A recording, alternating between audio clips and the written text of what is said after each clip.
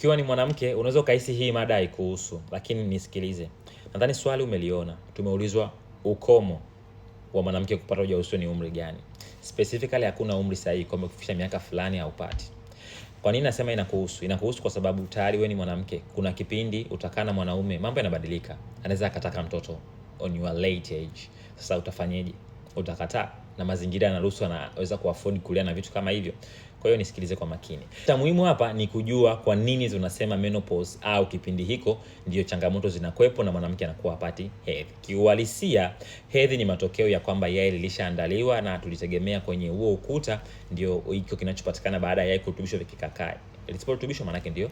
Kwa hiyo yai kutoka inaweza ikasababisha hedhi zisiwepo. Mwanamke anavyozaliwa anazaliwa na reserve tayari ya mayai yake. Anavyozidi kukua yanazidi kupungua tokea siku ambayo anaanza kuvunja ungu. Litatoka yai la kwanza, inawezekana katoka mawili lakini mara nyingi ni moja.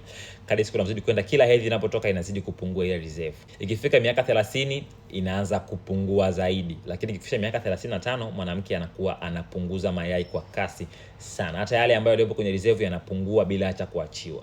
Kwa hiyo muda unavyozidi kwenda, manake mayai yanazidi kupungua. Ndio maana wapo wanawake ambao wanapata perimenopause, ile hali ya wao ku experience kama wameshapata ukomo wa hedhi, lakini bado mara nyingi ni miaka 39, 40 na wengi huwa wanapata ile hali, zile hot flashes, makwazo kana kwamba ametumia uzazi wa mpango au tayari hedhi imekoma, inakaa miezi 5, 6 baadaye inarudi. Kipindi hiki pia unaweza kupata ujauzito vizuri sana. Wengi huwa ni kati ya miaka 45 mpaka 55 wengi, ila wapo ambao wanawahi, wapo ambao wana extend. Kwa hiyo hii sikufanya useme ya kwamba mimi na miaka 40 manake nakaribia. Wapo ambao wanafikisha miaka 50. Mara mwisho nimewahi kumhudumia mwanamke na miaka 52 akapata ujauzito baada ya kusubiri kwa miaka 4. So ina make sense kupata, kwa sababu the issue ni kwamba mayai yawepo, mazingira yote ambayo yanasupport ujauzito yawe salama, mimba itakaa.